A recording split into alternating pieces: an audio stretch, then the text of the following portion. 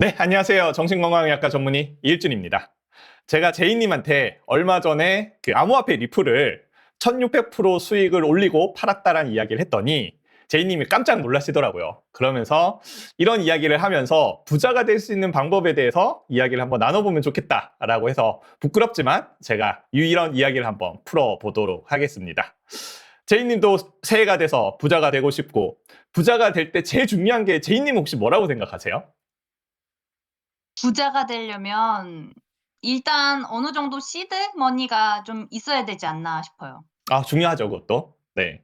네, 뭐, 그건 제가 해드릴 수 있는 말은 아닌 것 같고요. 시드머니는 각자 알아서 하세요. 아, 그걸, 그쵸, 그쵸. 예, 그걸 제가 할 수 있지는 않으니까. 근데 이제, 아니, 뭐, 저도 뭐, 큰 시드머니로 했던 건 아니라서, 제가 뭐, 1600%라고 이야기는 했지만, 뭐, 아주 큰 한턱 돈, 쏘세요. 네. 한턱 쏘세요. 아, 예, 제가 제이님에겐 나중에 맛있는 거 사도록 하겠습니다. 어쨌든, 뭐, 제 인생을 바꿀 만큼 큰 돈은 아니기는 하지만, 어쨌든 여러분들께 제가 이런 생각을 갖고 있으면 분명히 투자로서 성공하는데 크게 도움이 될 거다라는 저의 확신이 있거든요. 그리고 제가 이제 오. 1600% 수익을 올린 것도 그런 확신을 갖고 했기 때문에 이게 가능했던 거고요. 그래서 음? 그런 걸 여러분들과 한번 이야기를 나눠볼까 합니다. 저는 그 투자를 함에 있어서 가장 중요한 게 뭐냐라고 하면 딱 이거라고 생각을 합니다. 원칙을 갖고 있는 것. 원칙, 투자의 원칙은 음. 뭘까? 일준쌤의 투자 원칙은 뭔가요? 네, 그걸 공유 드리려고 하는데 저의 투자 원칙이 뭐 무조건 100%는 아니에요. 어, 그래도 아니 뭐 이건 맞아요. 제가 오늘 말씀드릴 투자 원칙은 100%예요. 진짜 이거는 여러분들께서 마음속에 담으면 아마 투자하는데 정말 크게 도움이 될 거라는 걸 믿어 의심치 않고요.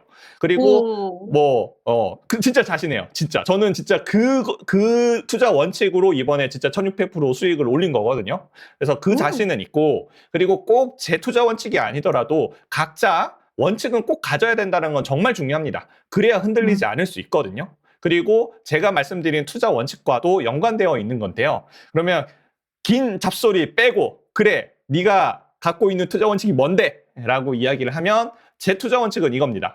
솔로몬 애쉬의 사회 동조 실험입니다. 이게 솔로몬 제 애쉬 사회 음, 동조 실험. 네, 이게 제 투자 원칙이고요. 투자함에 있어서 이 실험보다 더 중요한 실험은 전 없다고 생각을 합니다. 이게 오, 뭐냐면은요. 뭐냐고요? 네, 그 나무 막대기 3개를 준비를 해요. 네. 그래서 그 그러니까 제일 작은 거, 그다음 중간 크기, 그리고 제일 큰 거, 이렇게 길이가 다른 나무 막대기 3개를 준비를 하거든요. 네. 그리고 중간 정도의랑 길이가 같은 막대기를 하나 더 준비를 해요. 음. 그래서 사람들한테 물어봐요. 이 중간 정도 길이의 막대, 그러니까 A, B, C라고 할게요. 제일 짧은 막대기를 A라고 하고, 중간 크기를 B라고 하고, 제일 긴 걸 C라고 할게요. 그리고 중간 네. 크기 정도의 막대기를 하나 더 준비를 해서 사람들한테 물어봐요. 이 막대기가 A나 B나 C 중에 뭐와 길이가 같냐라는 걸 물어봐요. 너무 쉽죠? 네. B와 같죠? 당연히 B라고 얘기를 하겠죠. 이걸 한 사람씩 불러서 물어보면은요. 거의 그 정답률이 거의 97%가 넘어요. 음. 다 B라고 이야기를 해요. 근데 이 솔로몬 애쉬라는 분이 어떤 조작을 했냐라면 10명을 한꺼번에 불러요. 그리고 1번부터 10번까지 차례대로 대답을 하게 해요. 오. 근데 1번부터 그러니까 첫 번째부터 9번째 사람은 이미 이 솔로몬 애쉬랑 짠 사람이에요. 아. 네. 그래서 원래 정답은 B인데 앞에 있는 9명이 다 A라고 대답을 하는 거예요. 아. 그럼 마지막에 10번째 사람이 뭐라고 대답을 할까가 아. 궁금했던 실험이었고요. 네. 이 실험이 놀랍게도 이렇게 모아놓으면 정답률이 60, 70%대로 팍 떨어져요. 근데 그럴 수 있을 것 같아요. 나 말고 9명의 사람이 10명 중 9명의 사람이 다 A라고 했는데 '내가 B라고 말한 게 맞나?' 이런 생각이 들 것 같아요. 딱 그거예요. 그래서 이 실험을 가지고 사회 동조 실험이라고 하는 거거든요. 예. 음. 우리는 다른 사람들, 사회적인 맥락 속에서 나오는 정보를 가지고 판단을 하는 존재예요. 네. 자, 이렇게 객관적으로 명백한 거, 나무 막대기 길이 정말 쉽고 명백한 것조차도 우리는 다른 사람들의 의견에 쉽게 휩쓸려 들어간다라는 거예요. 음. 이게 왜 원칙이냐라고 했을 때 뭐냐면, 자, 우리가 그 어떤 뭐 주가 지수든 어쨌든 모든 자산의 가치는 높낮이가 있잖아요. 네. 계속 왔다 갔다 한단 말이죠. 그러면 사람들은 어떻게 되냐면, 자, 뭐 예를 들어서 제가 이번에 리플로 좀 성공적인 투자를 했으니까 리플 가격 오른대 하면 많은 사람들의 머릿속에는 리플이 오른다고 생각을 해요. 음. 그렇겠죠? 그러면 네. 어떤 행동을 할까요? 불나방처럼 불기둥에 뛰어들어요. 그렇죠. 다 살 거예요. 음. 그러다가 꺾여서 떨어지면 다들 뭐라고 하냐면 이거 큰일 났어. 떨어진대 해요. 그러면 사람들은 어떤 행동을 할까요? 눈물의 손절? 그렇죠. 그러면 이걸 종합하면 고점에 사서 저점에 파는 거예요. 파는. 이렇게 하시는 분들 되게 많아요. 아. 네. 왜냐하면 오른대 하면 불안해요. 나만 여기서 소외되는 것 같고. 그걸 포모라고 음. 하거든요. Fear of 아 missing 네. out. 그것 때문에 불나방처럼 뛰어들어요. 근데 모든 자산은 높낮이가 있단 말이죠. 네. 떨어지기 시작하잖아요. 그러면 큰일 났어 해요. 그러면 그때 버틸 수가 없어요. 심리적으로 너무 불안하니까. 팔아버려요. 어디까지 떨어갈지 모르니까. 그러니까요. 그래서 이 사회 동조 실험을 모르면 고점에서 하고 저점에 팔게 돼요. 음. 근데 사회 동조 실험을 알게 되면 저는 항상 반대로 해요. 주변의 사람들이 예를 들어서 리플 같은 경우에는 다들 관심 없고 정말 소외되어 있을 때 전 샀거든요. 아 그랬겠네요. 네. 저는 원칙이 뭐냐면 주변에서 아무도 관심이 없고 이럴 때 들어가요, 저는. 그래도 성장 전망이 있다고 봤으니깐 들어간 거잖아요. 그렇죠. 그것도 이따가 얘기를 해 줄게요. 어어어. 예예. 그 성장 그래서 원칙을 갖고 있어야 된다라는 얘기를 드리는 게 그 음음. 부분인데요. 그래서 저는 아무도 관심이 없고 소외되어 있을 때 무조건 들어가요. 남들이 음. 우와 하면은 저는 손을 놔요. 아. 그리고 우와 하는 게 좀 뭔가 주변에 막 리플 얘기 많이 하고 이러네? 다들 씨 리플 사야 된다라는 이야기가 많이 들리네? 전 그때 팔아요. 더 오를 수도 있잖아요 근데. 그래도 상관없어요. 저는 원칙이 아. 그거예요. 음. 남들이 위험하다, 남들이 관심 없을 때 산다.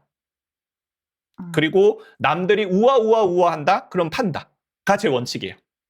음. 왜냐하면 전 솔로몬 애쉬의 이 사회 동조 실험이 인간이 정말 피할 수 없는 너무 정말 중요한 심리를 담고 있다고 생각을 하기 때문에 그래서 제가 믿고 있는 원칙은 뭐냐면 어떤 자산이든 원래 가치에서 벗어나서 떨어지고 원래 가치에서 벗어나서 올라가고 그러니까 만약에 자산 가치의 상승이 이렇다면 무조건 이 자산은 오버슈팅 됐다가 언더슈팅 됐다 오버슈팅 됐다 언더슈팅 됐다 그렇게 될 수밖에 없다라는 믿음이 있어요. 왜? 이 사회 동조 실험 때문에. 아까도 이야기했듯이 오르기 시작하면 다들 오른대 하면서 오버슈팅이 돼요.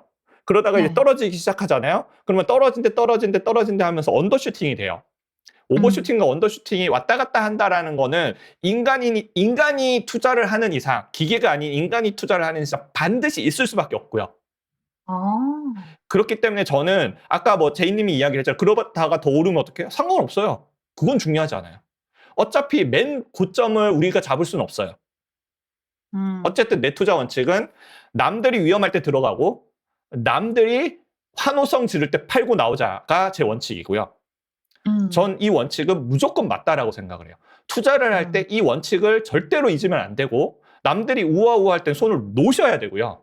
남들이 위험하다 할 때 그때 기회를 보셔야 돼요. 음. 근데 이렇게 이야기를 할 수가 있어요. 남들이 위험하다 할 때 진짜 위험한 걸 수도 있잖아요. 그러니까. 예. 그래서 제가 원칙 이야기를 한 게 뭐냐면 그 미래의 가능성에 음. 대한 본인의 원칙이 있어야 돼요. 아. 그게 저는 암호화폐라고 생각해요. 암호화폐는 암호화폐가 미래가 있다. 암호화폐는 무조건 오버슈팅과 언더슈팅을 가장 극심하게 할 자산이에요. 맞아요. 음. 왜 그럴 수밖에 없냐? 그리고 암호화폐는 미래가 있느냐? 할 때 저는 미래가 있다라고 생각을 해요. 음. 자, 음. 그 이유가 뭐냐면 저는 이 그 암호화폐를 사기 시작을 했던 시점이 언제냐 하면 그 코로나 시기에 그 양적 완화, 돈을 막 네. 풀었을 때 그때 음. 샀거든요.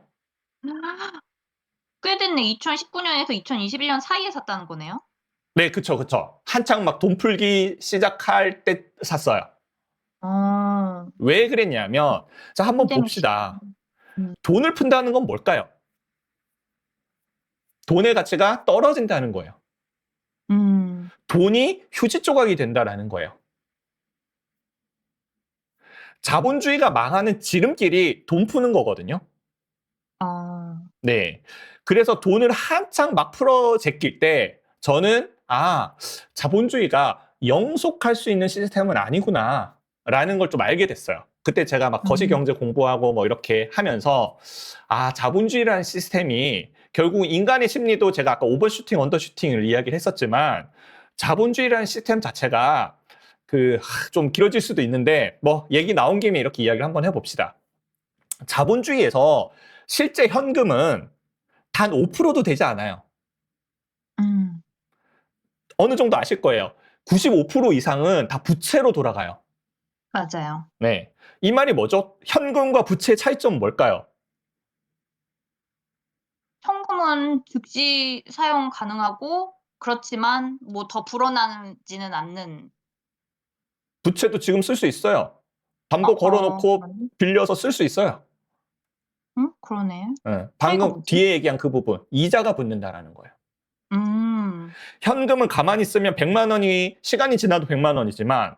부채는 100만 원이 시간이 지나면 101만 원, 102만 원, 103만 원 계속 불어나요.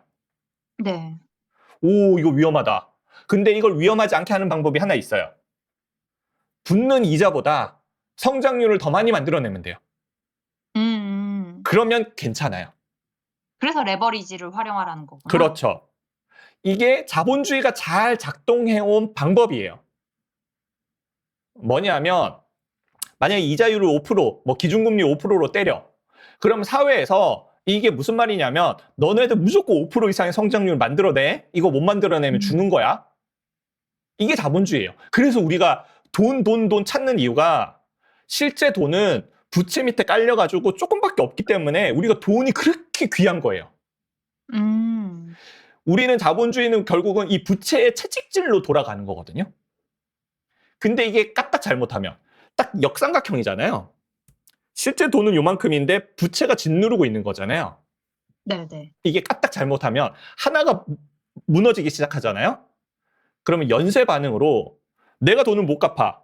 그러면 채권자도 돈이 없어지는 거거든요. 그쵸. 그럼 이 채권자도 또 채무를 졌을 거 아니에요. 네. 연달아 다 무너지는 거예요. 이게 성장률을 잘 만들어낼 때는 정말 잘 작동하는 아. 기제였거든요. 네. 그리고 예전에 성장하기 쉬웠어요. 한번 생각을 해봅시다. 아무것도 없는 허허벌판에 경부고속도로 하나 만들어요. 그 음. 경부고속도로가 주는 성장률이 얼마나 클까요? 엄청나죠, 엄청나요. 근데 이미 고속도로가 100개 있어요. 근데 거기서 고속도로 하나 더 만들어요. 별 차이가 없어요, 이거는. 그렇죠. 들어가는 돈은 똑같아요. 고속도로 만드는 건 돈은 똑같이 들어요.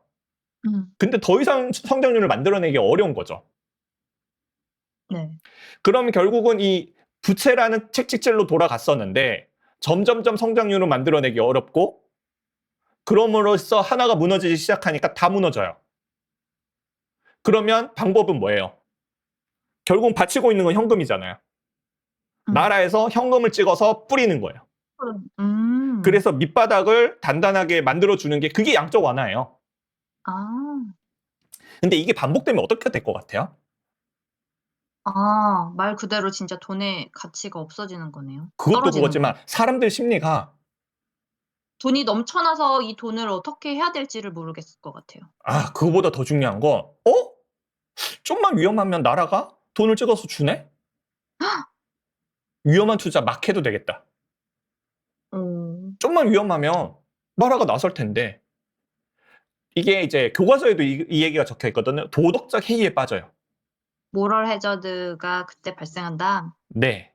그래서 이 양적 완화와 그 도덕적 해이가 같이 돌아가는 게 지금 현재의 모습이에요. 음. 요게 같이 돌아가면 자본주의는 미래가 없어요. 근데 이게 놀랄 건 아닌 게 지금까지 어떤 제도도요, 영속했던 제도는 없어요. 그럼 언젠간 자본주의도 무너진다는 얘기겠네요? 무조건. 이건 저 어. 100%라고 생각해요. 시점이 어디냐의 문제이지 지금까지 그래 왔어요. 모든 게 어떤 제도가 유지가 되고 혁명을 통해서 그 제도가 무너지고 또 새로운 제도가 만들어지고 혁명을 통해서 또 무너지고 또 제도가 지금까지 어느 역사가 하나의 제도가 영속해온 제도가 있었어요? 한 번도 없었어요. 자본주의가 우리가 그냥 자본주의 세계 속에서 태어나서 이게 너무 당연한 것처럼 받아들이면서 살고 있는데 저도 그냥 너무 그냥 공기처럼 자본주의가 너무 당연하다고 생각을 했고 당연히 영속 가능하다고 생각하면서 살아왔어요. 음. 근데 제가 거시경제를 공부를 하면서 그리고 이 양적 완화를 보면서 제가 들었던 생각은 뭐냐면 자본주의가 영속 가능한 제도가 아니다. 이거 반복되면 분명 위기가 올 수밖에 없다. 음. 그러면 아까 얘기했잖아요. 어떤 제도가 무너지고 새로운 제도가 생기고 이렇게 할 때 그때 대체제가 뭘까? 아. 라고 생각을 했을 때 저는 암호화폐라고 생각을 했어요. 아 그걸 코인이라고 생각한 거구나. 네. 왜냐하면 음. 암호화폐라는 건 결국은 우리가 돈이라는 게 뭐죠? 종이에요. 근데 여기에 가치가 있는 이유는 하나예요. 신뢰가 들어가 있는 거예요, 신뢰. 음. 내가 10,000원짜리를 제이님한테 줬을 때 제이님이 이게 10,000원짜리라는 가치가 있다라는 신뢰가 있으니까 이게 성립이 거래가 되는 되는 거래인 거거든요. 이 네네. 돈에는 신뢰 외에는 다른 가치가 없어요. 나머지는 다 종이에요. 그 음. 신뢰를 누가 보증해 주느냐? 국가가 보증해 주는 거예요. 그게 자본주의예요. 그렇다면 이 자본주의 자체가 무너져. 랐을 때 그럼 이 신뢰는 어디서 찾을 수 있느냐? 암호화폐예요. 뭐냐면 대체제. 옛날의 자본주의는 국가가 있고 은행이 있고 이런 체계 속에서 신뢰를 부여해 준 거거든요. 네. 근데 여기에는 비용이 많이 들어요. 요즘 은행이 돈 가져간다, 은행이 돈 많이 번다 얘기 많이 하잖아요. 엄청 해요. 네, 이 신뢰를 부여하는데 은행이라는 어떤 필요도 없는, 그러니까 암호화폐 관점에서는 필요도 네. 없는 기관들이 수익을 다 착취해가는 구조이거든요. 근데 아. 암호화폐는 그런 중앙 집권형의 신뢰 부여 기관이 없어도 자동적으로 음. 신뢰를 부여해주는 게 암호화폐예요. 신기한데. 네, 제가 이런 원칙을 갖고 있었기 때문에 잠깐만 양적 완화해야 된다. 이거 위험한데. 암호화폐는 분명히 빛을 볼 날이 온다라고 생각을 해서 들어갔던 거예요. 어. 그리고 암호화폐는 분명 오버슈팅과 언더슈팅이 반복될 거다. 무조건 기다리자. 뭔가 오버슈팅이 되고 사람들이 우아우아우아 한다? 나 그때 팔 거야 하고 그냥 뒀어요. 그러고 이제 1600%를 받은 거거든요. 1,600은 진짜 장난 아니다. 근데 저는 이게 이번만은 아니라고 생각을 해요. 왜냐하면 이 암호화폐라는 게 얘기 드렸듯이 기존의 자본주의 체계를 그러니까 대체하는 그러한 수단이거든요. 기존 네. 자본주의 체계를 대체하는 수단이에요. 그래서 정부 입장에서는 이 암호화폐가 그 어떤 영향력을 너무 크게 만드는 걸 좋아할 수가 없어요. 특히 미국 입장에서는 절대로 좋아할 수가 없어요. 어? 지금 근데 트럼프는 되게 가상자산의 수도를 만들겠다 이런 식으로 되게 비트코인이나 이런 코인에 대해서 좀 뭐지? 긍정적으로 평가하는 것 같은데. 그쵸. 단기적으로는 그게 가능해요. 아. 네. 분명히 그래서 제가 오버슈팅과 언더슈팅이 왔다 갔다 할 게 명백해 보인다라는 게 그 지점이거든요. 음. 트럼프가 띄울 거예요. 네. 근데 분명 이게 너무 영향력이 커지면 아까 말씀드렸듯이 어떤 자본주의 체계에 대한 대체제이기 때문에 달러 패권에 대한 위협으로 다가오는 시점이 분명히 와요. 아 그렇게까지나 커진다고? 그러니까 그렇게 둘 수가 없어요. 그래서 분명히 나라에서 거기에 대해서 브레이크를 거는, 특히 미국이 나서서 브레이크를 거는 그런 시점 분명히 와요. 이거는 기존 자본주의 체계와 새로운 체계 사이의 싸움이기 때문에 분명히 암호화폐는 무조건 오버슈팅, 언더슈팅, 오버슈팅, 언더슈팅이 정말 왔다 갔다 할 가장 그 유력한 자산이고요. 구조적으로도 그렇고, 그리고 여기에 방금 이야기했던 솔로몬 씨의 사회동조 실험 같은 인간의 심리가 들어가잖아요. 완벽하게 그렇게 될 자산이에요. 그래서 제가 나중에 이건 저는 레전드가 될 거라 생각을 합니다. 분명히 말씀드리지만 암호화폐 다른 사람들이 관심 없어 할 때, 그리고 위험하다고 할 때 사세요. 그리고 지금 되게 뜨겁잖아요. 그러니까 이럴 땐 눈 감는 거예요. 팔고 나오는 거예요. 네. 그리고 차갑게 식었을 때 그때 들어가세요. 그리고 두세요. 언젠간 올라요. 물론 이제 암호화폐 중에서도 이제 좀 그 비트코인이나 이더리움이나 좀 길게 본다면 이제 그런 안정적인 자산인 거고, 안정적인. 예, 저는 아까 리플 뭐 큰 금액이 아니라고 말씀드렸지만 저는 뭐 비트코인이나 이더리움에 거의 대부분이 들어가 있긴 하거든요. 어쨌든. 그리고 저는 이렇게 생각을 해요. 비트코인, 이더리움에 큰 돈이 들어가고, 근데 이 오버슈팅과 언더슈팅이 훨씬 더 많이 일어나는 건 그 비트코인, 이더리움 외에 다른 그 무슨 코인이라고 하죠? 알트코인. 알트코인. 알트코인. 뭐 이런. 알트코인이 훨씬 더 이제 오버슈팅과 언더슈팅이 강하다고 생각을 하는 사람이기 때문에 저는 대부분은 안전한 비트코인, 이더리움에 들어가 있고, 소수는 뭐 하나 걸려라 하고 저는 여기에다가도 들어가 있거든요. 알트코인에다가도. 알트코인도 여러 개를 갖고 계신 네, 거예요? 여러 개. 왜냐하면 분산 투자해야 된다는 생각을 너무 절실히 갖고 있어요. 왜냐하면 이 코인은 정말 위험해서. 그럼 코인이 위험하고 분산 투자해야 되고 그렇지만 투자해야 될 부분이다 라고 정리할 수 있는 거예요? 네, 그래서 제가 갖고 있는 원칙은 비트코인이랑 이더리움에 좀 큰 돈, 그러니까 그래도 조금 더 리스크 할 수 있는 돈을 넣는 거고, 알트코인은 조금 리스크 테이킹해서 내가 잃어도 크게 상관없는 정도의 돈을 그냥 넣어 놓는 거예요. 저는 그렇게 하고 있어요. 이건 각자 선택인데, 왜냐하면 이 오버슈팅과 언더슈팅이 비트코인, 이더리움보다 이 알트코인에서 훨씬 더 많이 일어나거든요. 네. 그래서 제가 갖고 있는 것 중에 상장 폐지된 것도 있어요. 근데 상관이 어머나. 없어요. 잃어도 되는 돈 정도여서? 그것도 그렇지만 무슨 말이냐면 잃어봤자 마이너스 100%잖아요. 그쵸. 근데 그중에 몇 개는 지금 1600% 찍으니까. 그러니까 무슨 말이냐면 16개를 상장 폐지 당해도 상관이 없어요. 하나가 1600%를 찍으니까? 그러니까. 네. 하긴 나머지는 잃어도 100% 있는 거니까. 네, 잃어도 100%예요. 네. 그래서 저는 그렇게 하고 있어요. 많은 돈은 비트코인과 이더리움에 넣고 알트코인에 이제 잃어도 괜찮은 정도의 돈을 넣어 놓고, 여기서 오버슈팅이 일어난다, 그때 팔고 나오는 거예요.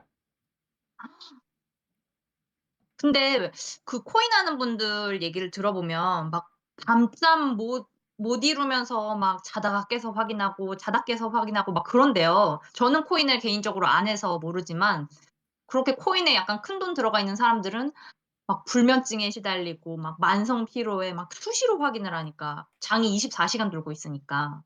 이런 분들은 어떻게 해요? 그러니까 그렇게 하지 말라고요. 제가 오늘 말씀드렸잖아요. 이 솔로몬 씨의 사회 동조 실험과 자본주의에 대한 어떤 리스크, 이 두 가지에 대한 관점만 잘 갖고 있으면요, 그렇게 할 거 수시로 없어요. 확인 안 해도. 저 이거 몇 년 동안 그냥 묵혀둔 거예요. 몇 년 동안 묵혀둔 거예요. 왜냐하면 이 확신이 있었던 거거든요. 자본주의에 대한 어떤 자본주의 리스크에 대한, 저는 자본주의 리스크 해지 개념을 갖고 있었던 거라. 자본주의 리스크의 해지로 코인을. 그래서 그냥 두는 거예요. 나도 내 살아 생전에 자본주의가 망하길 원치 않아요. 어떤 체계가 무너진다라는 건 나에게 불편한 일이니까. 맞아요. 네, 하지만 이 방향으로 가는 건 분명히 그럴 가능성을 내재하고 있는 거고, 그런 충격이 왔을 때 내가 담보할 보험은 있어야 된다라는 생각이니까요. 우리가 평균 수명이 앞으로 엄청 길 거 아니에요. 지금도 90세가 넘는데 90세인데 우리는 100세, 120세에 살 거면 자본주의 해지 정도는 쪼금 해 놓는 게 맞네요. 네. 딱 그거예요. 제가 그런 관점에서 하고 있는 거고 네. 음. 그래서 말씀드렸듯이 이런 원칙을 가지고 뭐 본인 재산에 어느 정도를 투자할지는 각자의 선택인 거고요. 예. 근데 제가 좋아하는 어떤 조만장자, 제가 이름이 어려워서 까먹었는데 그분이 했던 얘기가 있는데 적어도 본인 자산의 1% 정도는 암호화폐에 있어야 된다라는 이야기를 한 적이 있었거든요. 그 퍼센테이지는 각자 정할 문제이기는 하지만 어쨌든 뭐 오늘 말씀드린 딱 두 가지만 기억을 하시면 될 것 같아요. 솔로몬 애쉬의 사회동조 실험, 결국은 오버슈팅과 언더슈팅은 반드시 발생할 수밖에 없다. 그러니까 남들이 위험하다고 할 때 사야 되는 거고 남들이 환호성 지를 땐 팔아야 되는 거고 근데 이거의 단점은 진짜 위험하면 어떡해요? 라는 건데 그렇기 때문에 미래에 대한 확신이 있는 거에 투자를 해야 되는 거고 그런 측면에서 저는 암호화폐는 자본주의가 그런 그 양적 완화를 반복하면 반복할수록 그리고 사실 망할 건 빨리 망하게 잘 둬야 자본주의가 길게 갈 수 있는데 그 자본주의가 참지 못하고 혹시 무너져? 또 돈 줄게. 무너져? 또 돈 줄게. 뭐 그렇게 만약에 한다면 그때야말로 암호화폐가 빛을 볼 수밖에 없는 신호이기 때문에 그리고 그렇게 할 수밖에 없어요. 어느 정권이 무너지는 걸 천천히 가만히 보고 있는 게 쉽지 않거든요. 그래서 이거는 그냥 저는 필연이라고 생각을 해요. 양적 완화와 도덕 제의가 반복되면서 자본주의가 점점 무너져 가는 건 필연이라고 생각을 하고요. 그렇다면 더더욱 암호화폐는 가치가 있는 거고요. 그래서 이런 관점으로 좀 긴 호흡을 가지고 저도 지금 몇 년 묵혀놨다가 1600% 올린 거거든요. 그러니까 긴 호흡을 가지고 제가 오늘 말씀드린 그런 원칙을 가지고 투자를 하신다면 분명히 빛을 볼 날이 옵니다. 왜냐하면 오늘 말씀드린 건 저는 절대 진리라고 생각하거든요. 솔로몬 애쉬의 사회동조 실험도 절대 진리예요. 여기서 벗어날 수 있는 인간은 없어요. 그리고 이런 그 자본주의 체계의 근본적인 취약성 이것도 저는 절대 사실이라고 생각을 해요. 이 두 개를 기억을 하신다면 어떻게 투자를 해야 하는가라는 거에 대한 힌트를 얻을 수 있지 않을까라는 생각이 들어요. 제이님 오늘 제 이야기 듣고 좀 어떻게 그 인사이트를 좀 얻으셨습니까? 우리 이거 촬영 빨리 접고 본격 개인 상담 들어가시죠. 네, 그러면 제이님에게만 특별 개인 상담을 하는 걸로 하고 이번 영상은 여기서 마무리하도록 하겠습니다. 감사합니다.